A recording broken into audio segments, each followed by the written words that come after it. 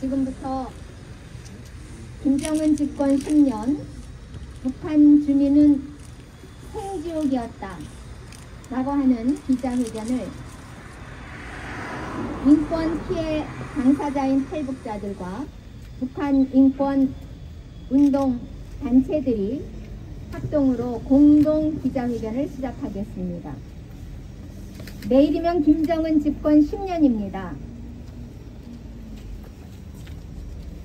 20살 20대 애송이가 북한의 최고 통치자가 되어서 통치한 지 10년 만에 북한은 핵실험을 4번이나 했고 수시로 미사일을 쏘아서 약 140개 이상을 쏜 것으로 기록이 되고 있습니다.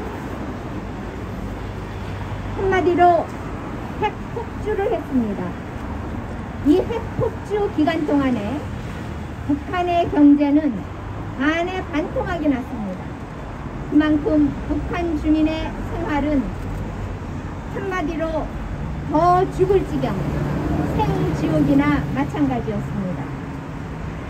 오늘 이 자리에 오신 탈북자들과 북한 인권 운동 기관의 대표들이 번갈아 가면서 10년 동안 북한이 어떻게 바뀌었는지 그 문제가 무엇인지에 대해서 기자회견을 하도록 하겠습니다. 첫 번째 순서는 전국 청소년 희망 디딤돌 대표이신 이은택 대표가 발언을 해주시겠습니다. 이은택 대표는 탈북자입니다. 안녕하십니까. 시민단체 전국 청소년 희망 디딤돌 대표 이은택입니다. 앞서 말씀드렸듯이 탈북민이기도 하고요. 어제 김일성 동생 김영주가 101세로 죽었다는 소식을 접했고 김씨의 3대 독재자 김정은의 집권 10년이라는 현실 속에서 2,500만 북한 형제들이 눈에 떠올라서 이 자리에 서게 되었습니다.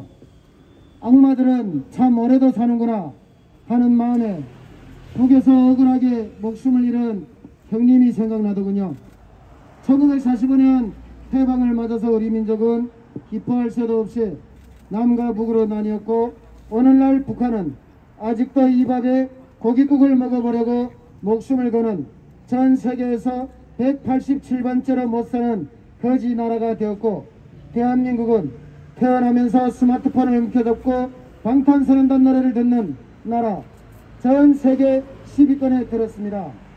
물론 그동안 대한민국은 산업화의 추억들로 인한 경제혁명의 승리를 거쳐 88 올림픽을 성공적으로 개최하면서 눈부신 발전을 이뤘지만 북한은 김일성이라는 독재자와 김정일, 오늘날의 김정은을 거쳐 오직 자기들의 벼만 채우고 주민들의 삶은 해방 후 지금까지도 늘 밥 한 끼 배부르게 먹는 게 소원인 노예국가로 남아있습니다. 저는 얼마 전에 북한에서 문자와 녹음 파일을 받은 적이 있습니다. 웨이신이라고 하는 중국 어플로 북한에서 보내온 것인데 먹고 살기 힘드니 한국에 탈북한 형제들에게 돈을 보내달라는 녹음이었습니다. 그런데 그 녹음을 보낸 사람들을 확인하는 과정에서 북한 해당 지역에 보위부가 개입되어 있다는 것을 알게 되었습니다. 좀 더 확인해보니 북한 당국이 외화벌이 차원에서 보위부에 탈북자 가정을 찾아내어 돈을 요구하고 돈을 계속 받아낼 수 있으면 살려두고 주기적으로 돈을 요구하며 더 이상 돈을 받을 길이 없다가 싶으면 그 가족들을 추방 보낸다는 것을 알게 되었습니다. 얼마나 인간으로서는 상상도 할 수 없는 일입니까? 김정은 독재 10년 동안 북한이 변한 게 있다면 더 악랄하게 주민들을 노예하고 있다는 것이며 그의 악랄함은 우리 국민을 사살하고 불태워 죽인 것에서 볼 수가 있습니다. 대한민국 국민 여러분, 김정은 정권 10년과 이후 김정은 정권에서 신음해야 될 북한의 형제들을 우리가 구원해야 되며 현 정권의 21세기 한일합동 같은 정전선언은 내국의 첫 걸음이며 6.25 침략의 사죄와 담제, 분명한 피해 보상이 없는 평화선언은 노예선언이라는 말씀을 다시 한번 드리면서 김정은 살인집단의 집권 10년 규탄과 저 악마들로부터 북한의 형제들 해방을 위한 투쟁에 앞장설 것과 대한민국의 지성인들의 동참 또한 요청을 드립니다. 아울러 북한의 침략으로 이 땅을 지켜준 유교의 영웅들과 북한의 도발에 목숨을 잃은 연평해전, 천안함, 연평도 포격 전사자들을 포함 많은 영혼들에게 존경을 드리며 발언을 마무리하겠습니다. 감사합니다. 네, 지금 이 북한 정권은 탈북자들을 시켜서 북한 주민에게 앵벌이까지 시키고 있습니다. 다음에는 통일원 차관을 지내시고 현재 북한인권 시민연합의 이사장을 맡고 계시는 김서구 물망초 이사님의 말씀을 듣도록 하겠습니다. 안녕하십니까. 이 자리는 매우 역사적인 자리입니다. 내년 2월이 되면 10주년이 되는데 내년 10년 전 2월 달에 탈북민들이 중국에서 체포되어서 강제 송환되는 것을 보고 이것이 국제법 위반이다 하는 그런 뜻을 가지고 이 자리에서 시민들이 모였습니다. 그때 그 모임을 시작한 분이 이 지금 사회를 보고 있는 박선영 그 당시에 선진당 의원이셨고 지금은 이 물망초 이사장을 하고 계십니다. 이 박선영이라는 여인이 12일간의 단식 투쟁을 하였고 모임은 100일간 계속되었습니다. 그것은 우리 대한민국 한반도뿐만 아니라 전 세계적으로 역사적인 의미가 있습니다.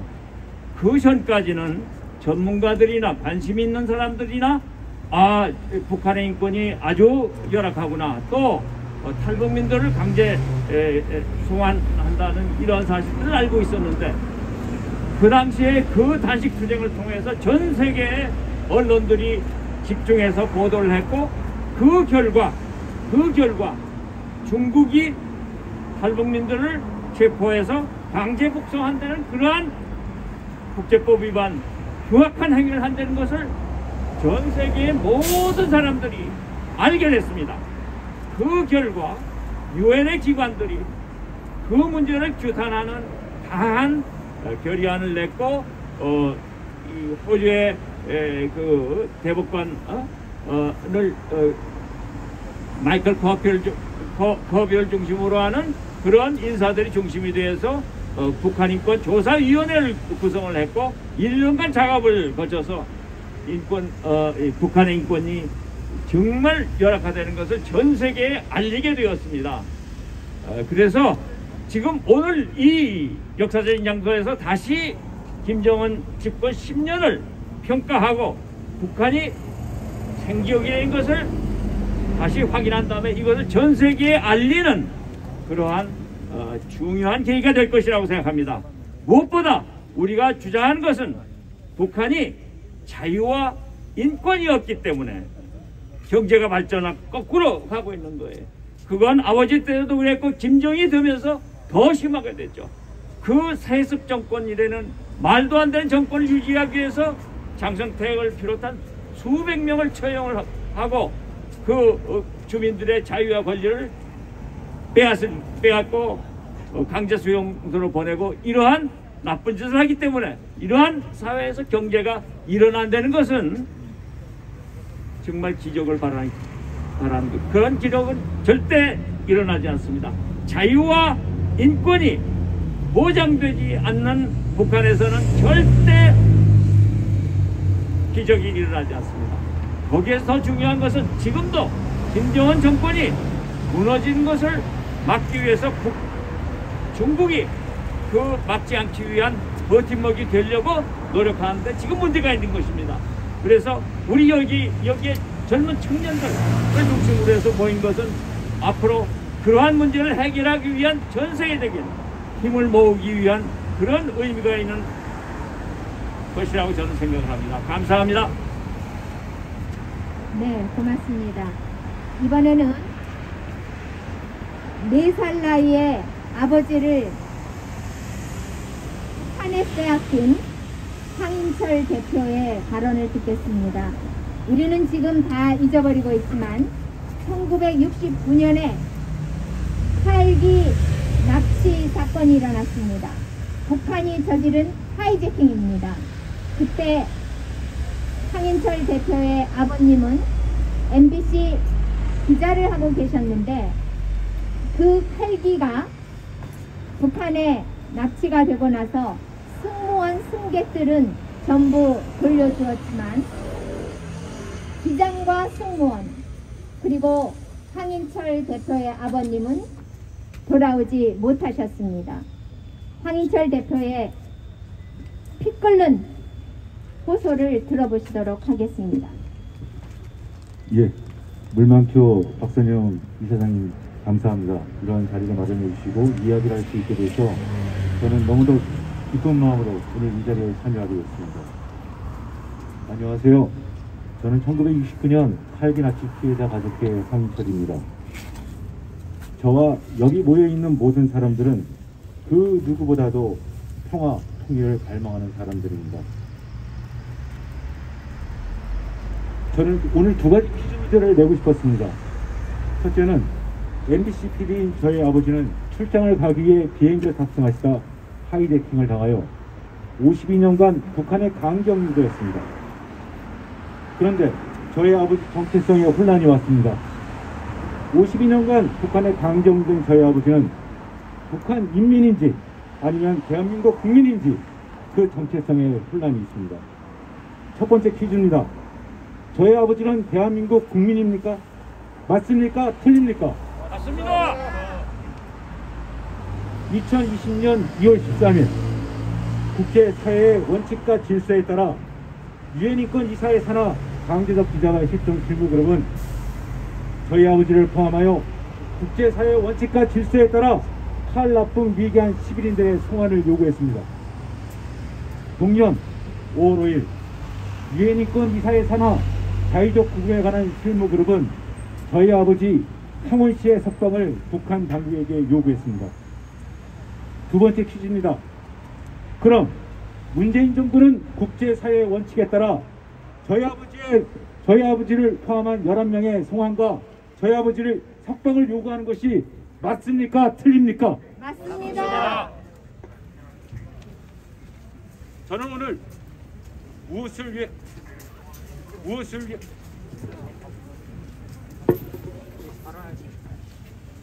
저는 오늘 무엇을 위한 평화통일이며 종전선언인가를 되묻지 않을 수 없습니다.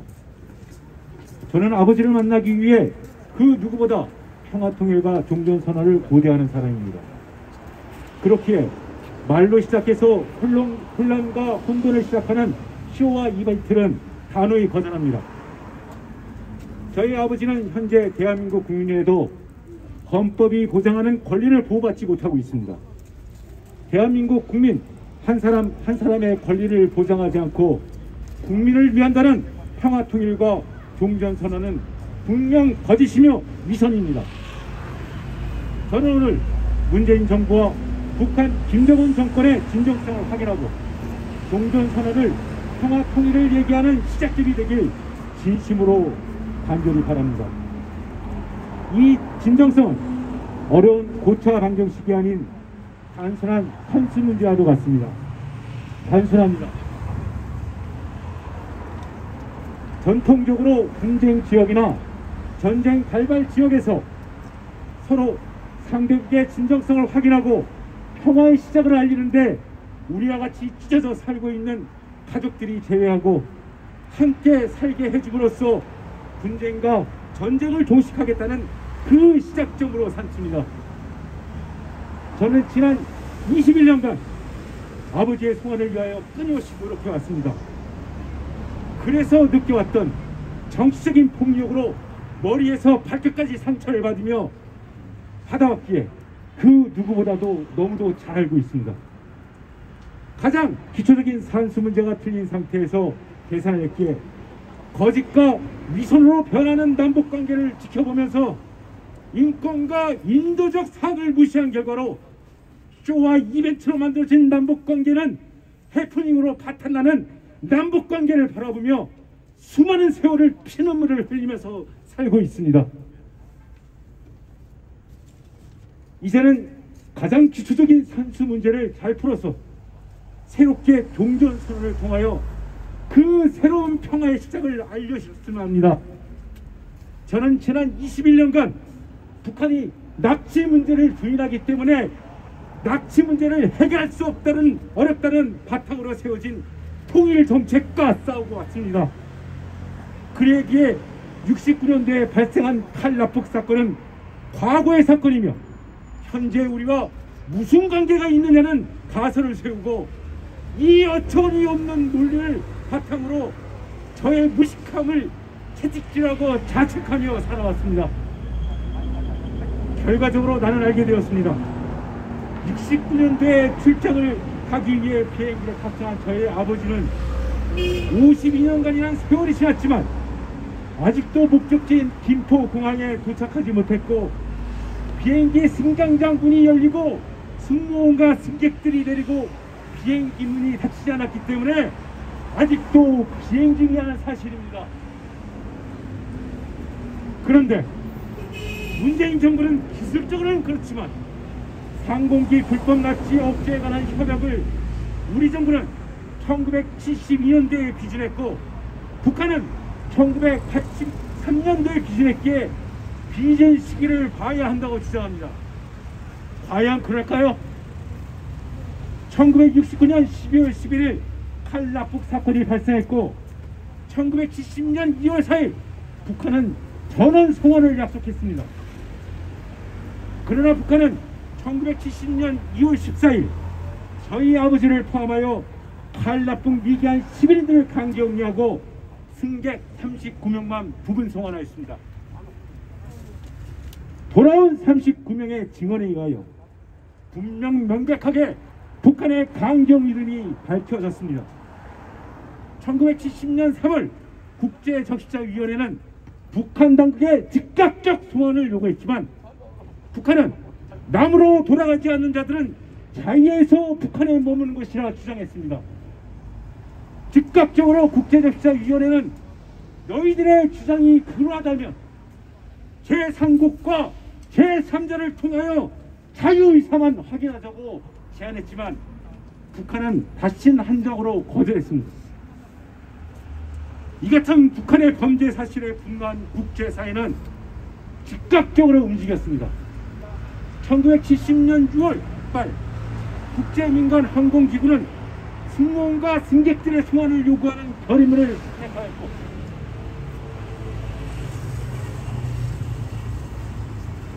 1970년 9월 9일 유엔안전보장이사회는 조속한 송환을 위한 모든 유관 당국자들에게 호소하는 제286호 결의문이 채택되었습니다. 1970년 12월 제25차 유엔 총회에서 항공기 불법 탈취에 관한 규탄 결의안이 만장일치로 통과되었습니다. 그리고 그 다음 해 1971년 항공기 불법 납치 억제에 관한 협약을 창시했습니다. 이 창시자들은 협약을 만들면서 칼납북 미기한 11인의 송환과 앞으로 벌어질 하이제킹을 근절시켜 세계인의 안전한 여행을 위하여 여러분의 안전한 여행을 위하여 협약을 만들었습니다. 첫째, 이 협약은 시간의 경과가 없는 비행입니다. 둘째, 그 어떠한 경우에도 예외 없이 인도와 기술을 이행해야 합니다. 이것이 창시자들이 만든 이 세상의 정의이며 우리의 안전입니다. 그런데 문재인 정부와 수많은 학자들은 지성과 양심의 눈을 감고 있습니다. 여러분의 지성과 양심에 호소합니다. 기초가 틀린 산수 문제로 만든 고차 방정식을 어려운 고차 방정식으로만 이야기함으로써 국민을 기망하지 말아주십시오. 부탁드립니다. 국제사회의 원칙과 질서에 따라 문재인 정부는 북한 당국에 즉각적으로 내 아버지를 포함하여 칼 나쁜 미개한 시민의 송환과 석방을 즉각적으로 요구해야 할 것입니다. 감사합니다. 네. 50년이 넘도록 아버지를 북한에 빼앗기고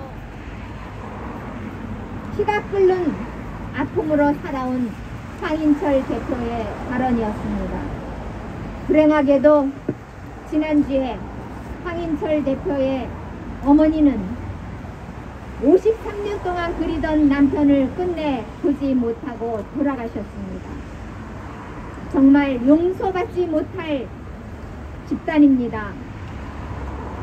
이런 집단에 잔혹한 인권 침해 사실에 눈을 뜬 한 젊은 여성이 있습니다. 이 여성은 다른 30대들처럼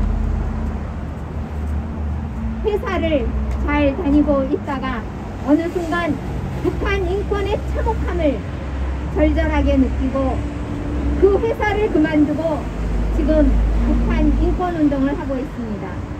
바로 이한방송. 이대로는 안 된다. 그래서 이한방송입니다. 그 이한방송 대표를 하고 있는 이한샘 씨의 발언을 듣도록 하겠습니다. 안녕하십니까. 이한방송 이한샘이라고 합니다. 2021년 올해 가장 큰 화두 중 하나는 양극화였습니다.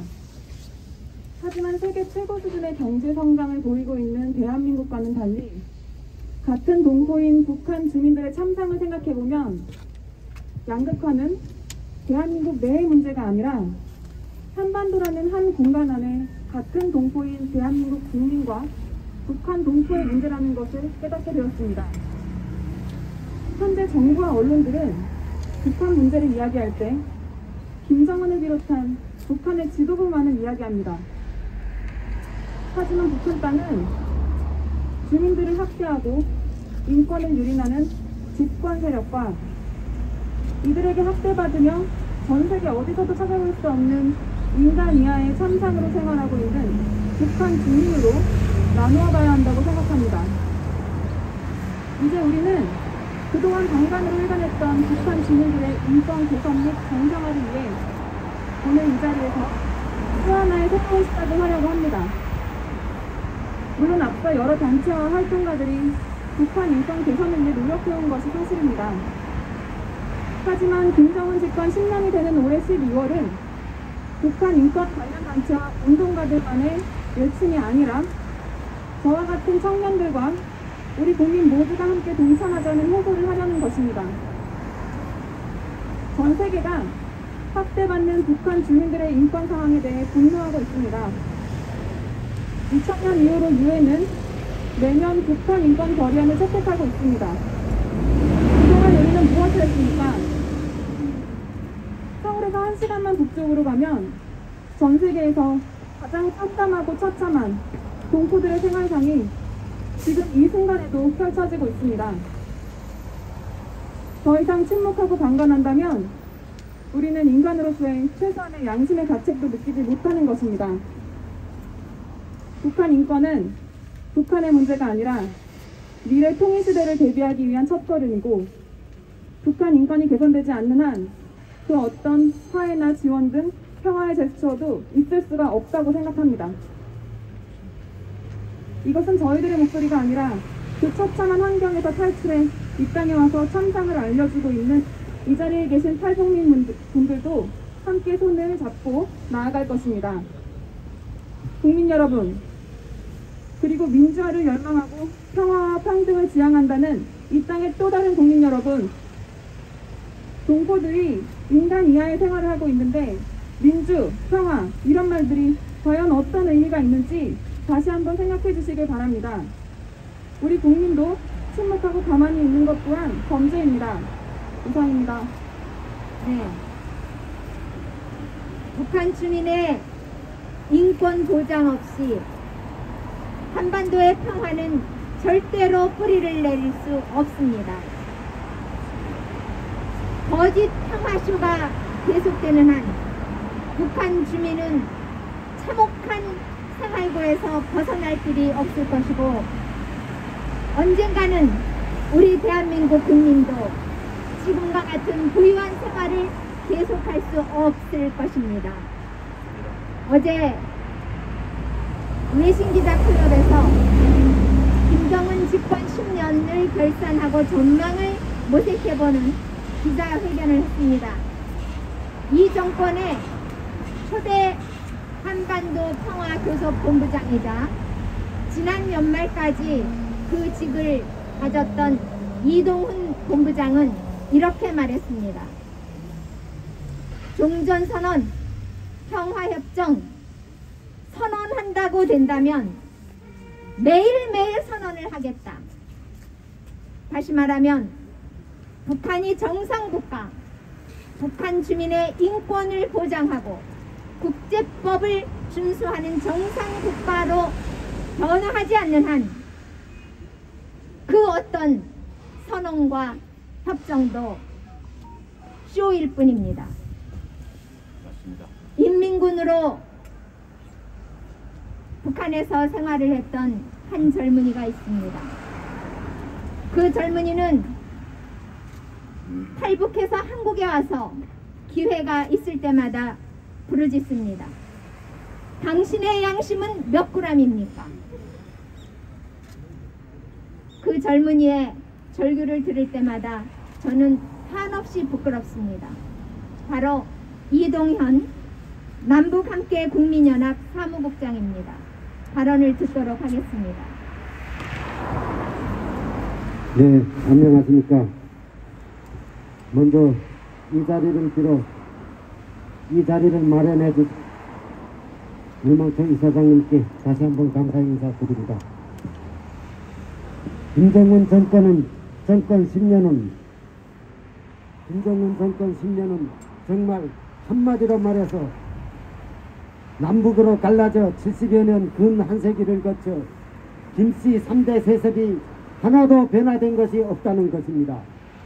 인민들이 오늘보다 좋은 내일을 희망하였지만 오히려 갈수록 태산이라 그 수법과 수단은 더 악랄할 뿐입니다.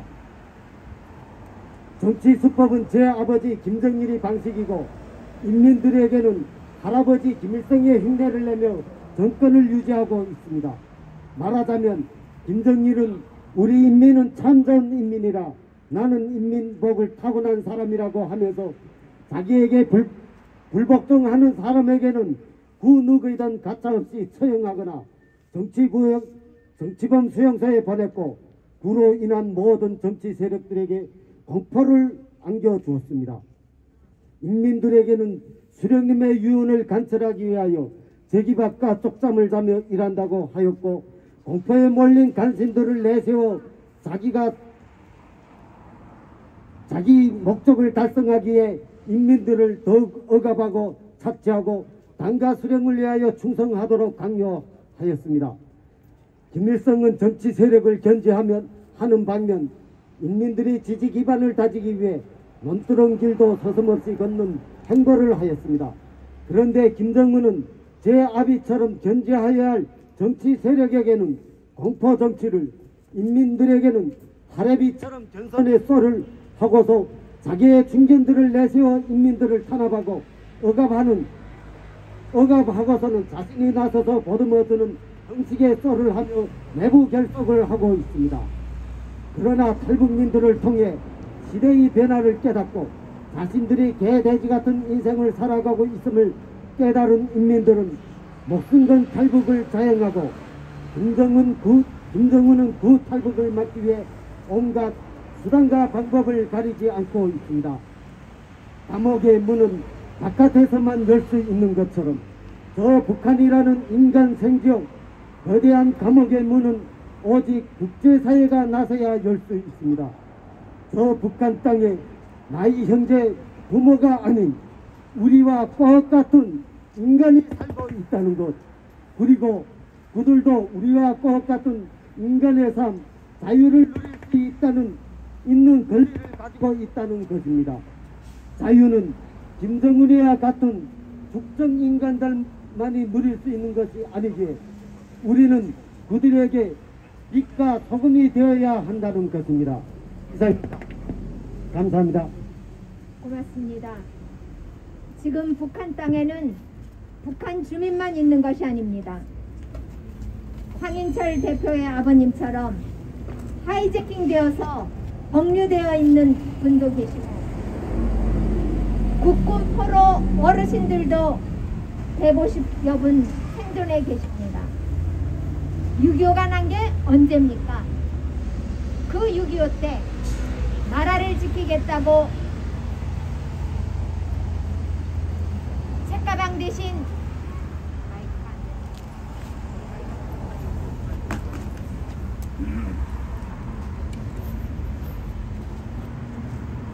6.25 때 나라를 지키겠다고 전쟁터에 나갔던 대한민국의 국군이 인민군과 중공군의 포로가 돼서 지금도 아우지 탄광 지역에 억류되어 있습니다. 그 국군 포로 어르신들은 성함도 없습니다. 43호라고만 불리면서 불가촉 천민만도 못한 강제 노역에 시달리고 있고 지금도 외부와의 인연이 연락이 두절된 채 살고 있습니다. 국군포로 43호라고 불리는 국군포로는 대한민국의 애국자들입니다. 그런데 우리는 그분들을 잊고 있습니다. 여기 그 국군포로 어르신의 따님이 와 계십니다. 최근에는 43호의 침묵이라고 하는 본인의 이야기를 책으로 펴내기도 했고 현재 다큐멘터리 영화를 만들고 있기도 합니다. 손명아 씨의 이야기를 들어보도록 하겠습니다. 안녕하세요. 국군포로 가족회 대표 손명아라고 합니다. 저는 김정은 집권 10년 차를 바라보면서 김씨 일가의 통치는 멈출 수 없었고 우리 아버지들은 20대에 국가의 부름을 받고 나라가 위험에 처했을 적에 나라를 구원하겠다고 총을 잡고 나갔다가 북한의 포로로 잡혀서 평생 20대, 10대부터 60년 동안 탄광강산에서 노예로 살았습니다.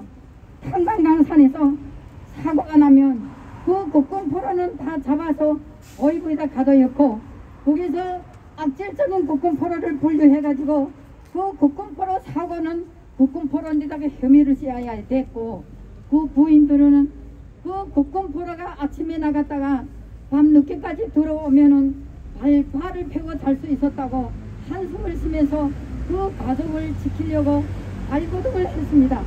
하지만 김정은, 김일성의 독재는 우리 아버지들에게 절창이 없는 쇠사슬처럼 꽁꽁 묶어놓고 그들에게 말 한마디를 못하게 만들어 놓았던 것입니다. 아우지 탄광 강산에서 오소리 같은 굴에서 아침에 나갔다가 저녁 밤 늦게 들어오면은 오늘은 내가 살아있구나 하는데 한숨을 쉬고 하루하루를 버티고 살았습니다. 하지만 저희 아버지는 북한에서 평생 노예로 살다가 인민군 많이 죽였다는 그 혐의를 가지고 6.25 전쟁에 3년 동안 전쟁에 참가했기 때문에 국군포로 1등급 포로로 43호로 불리면서 아버지는 평생 죽는 날까지 전기표를 못 받습니다. 그러면 우리 아버지들이 국군포로로 잡혀가서 잡혀자에서 잡혀갔습니까? 아니지 않습니까? 하는데 김정은 독재에서는 우리 아버지들을 피땀을 빨아먹고 그것도 모자라서 그 자식들에게도 연사제로 우리들도 아우지 탄광 강산에서 일하면 우리들도 아우지 탄광 강산에서 일해야 됐고 아버지들의 피땀을 빨아먹고 그것도 성차지 않아서 우리들의 피땀까지 빨아먹은 우리들은 북한에서 그 살아온 삶을 되돌아볼 수 없습니다.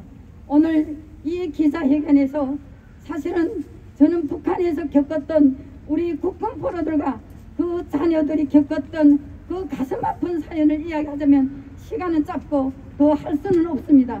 하지만 우리 최근에는 국군 포로들이 80분이 돌아와 가지고 그 생존자들 속에서 저는 다 돌아가고 15분 살아 있습니다.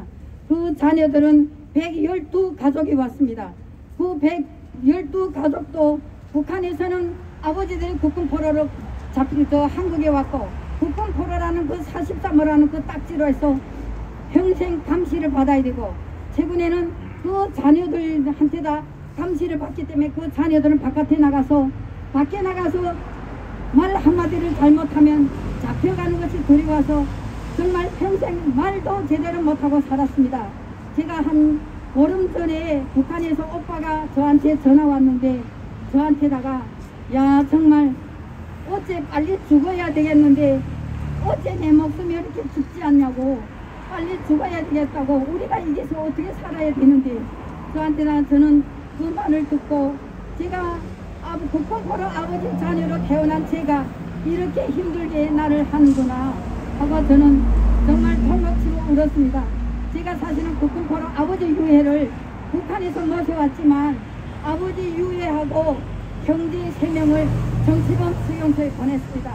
아버지가 그처럼 오고 싶어서 대한민국에 왔는데 그것이 뭔 죄라고 그 유해를 한국으로 보냈다는 그 죄로 오빠와 동생, 조카, 군대에 나간 조카까지 3명을 정치범 수용소에 보냈습니다.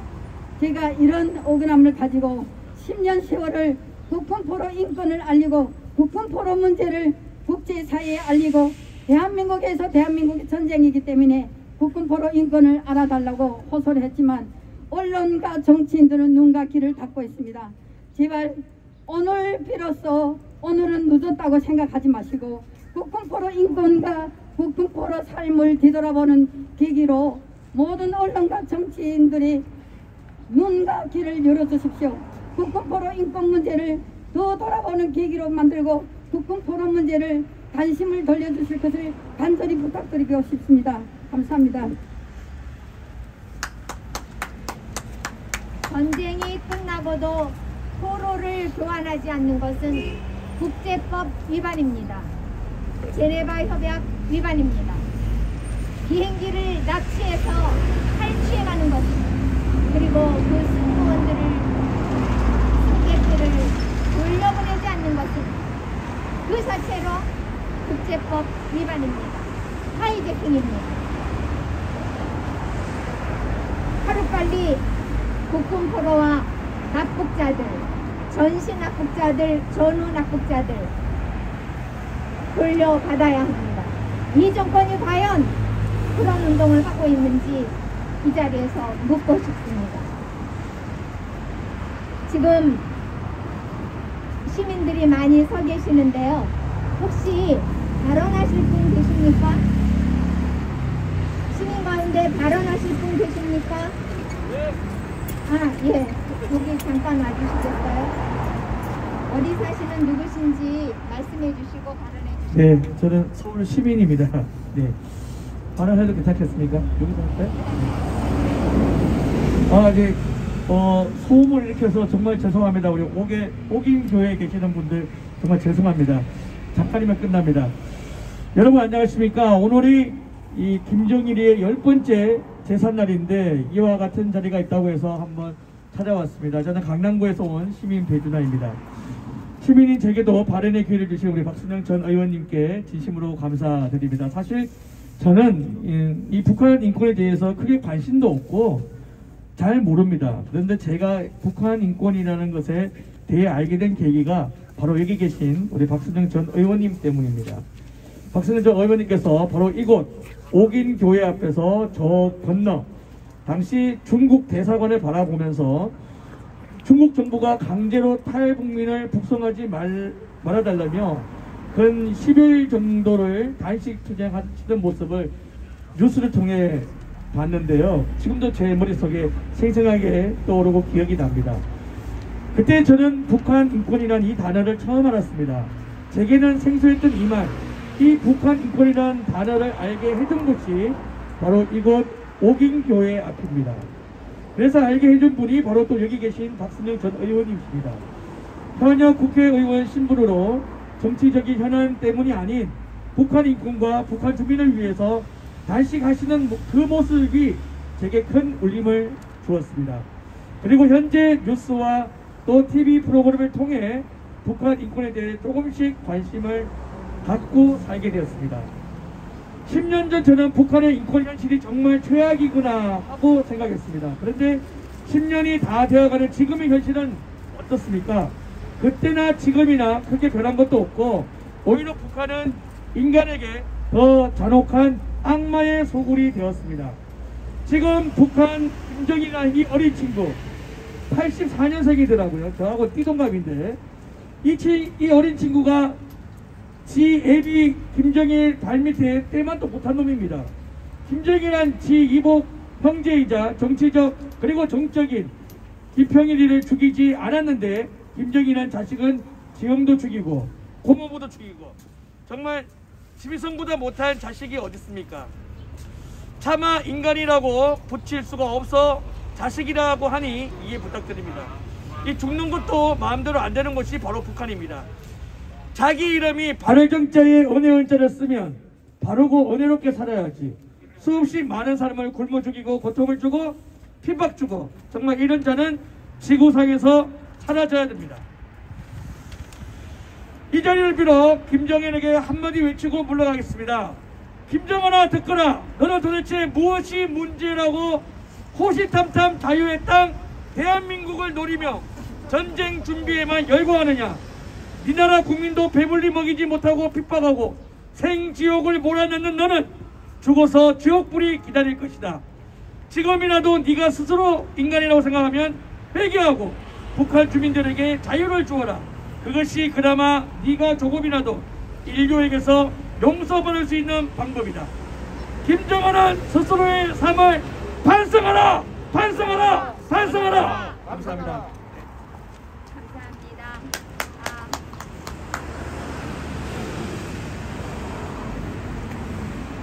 미사일 한 번만 안 쏘면 북한 주민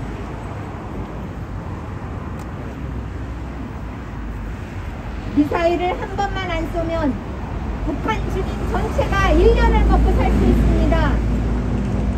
핵실험 한 번만 안 하면 북한 주민이 10년 동안 이 밥에 고깃국을 편히 먹을 수 있습니다.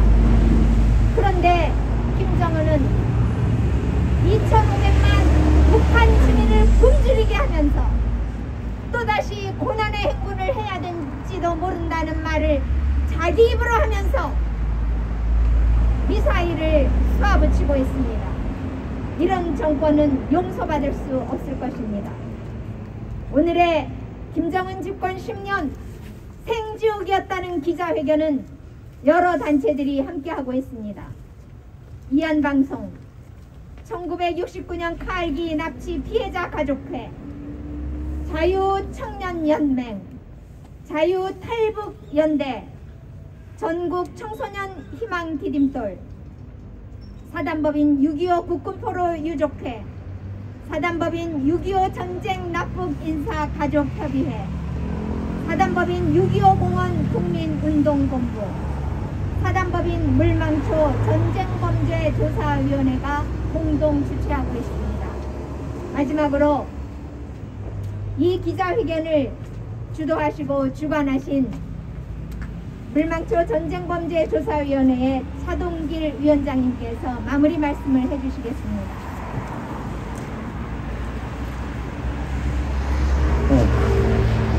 네, 차동길입니다. 정도의 차이가 있겠지만 인권은 경제 발전에 비례하고 개혁, 개방과 연동되어집니다. 이런 관점에서 김정은 집권 10년을 돌아보면 모든 국력을 핵 무장에 쏟아부으면서 국가 경제는 바닥에 이르렀고 이로 인하여 인민들의 삶은 제2 고난의 행군기를 걷게 만들었습니다. 체제가 불안하니 김정은의 공포 통치는 극에 달했고 수백 명을 공개 처형하는 일이 발생하였습니다. 사회적 폐쇄성은 더욱 악화되었습니다. 더 불행한 것은 희망이 보이지 않는다는 것이고 대한민국마저 희망의 씨앗을 뿌리지 않고 눈을 감고 있다는 사실입니다. 남북관계 개선의 최고의 가치와 그 척도는 인권에 있습니다. 인권은 통일의 선결 조건이고 가장 중요한 과제입니다. 예, 이상입니다. 감사합니다. 저희 북한인권 단체들 참 가난합니다. 그래서 이렇게 음향기기도 수시로 멈추고 성능도 매우 나쁩니다. 북한 주민에게 자유를 허락하지 않는 남북 정상회담은 허구입니다. 맞습니다. 북한 주민도 인간입니다. 맞습니다. 인권을 보장하는 것은 세계의 보편적 가치를 실현하는 길입니다. 맞습니다. 이번 UN 총회, 아마도 다음 주에 열리게 될 UN 총회에서는 북한 인권 결의가 만장일치로 통과될 것으로 예상이 됩니다. 올해 북한 인권 결의에는 지금까지 UN이 한 목소리로 외쳐온 북한 주민에게 자유권을 허락하라 라는 내용과 함께 국군 포로 그리고 8기를 비롯한 전후 납북자 10만여 명에 달하는 전시 납북자들을 모두 돌려보내라는 내용이 들어갈 것입니다. 여러분이 같은 목소리를 내어주신다면 대한민국이 변할 것입니다. 맞습니다. 우리가 뭉친다면 북한 주민의 인권이 해결될 것입니다. 네. 우리 모두 나 자신과 대한민국과 북한 주민 그리고 세계 평화를 위해서 조금씩만 목소리를 더 내어주실 것을 간곡히 부탁드리면서 오늘 기자회견을 마치도록 하겠습니다. 감사합니다. 그리고 마지막으로 옥인교회 관계자 여러분 협조해 주셔서 감사합니다. 고맙습니다.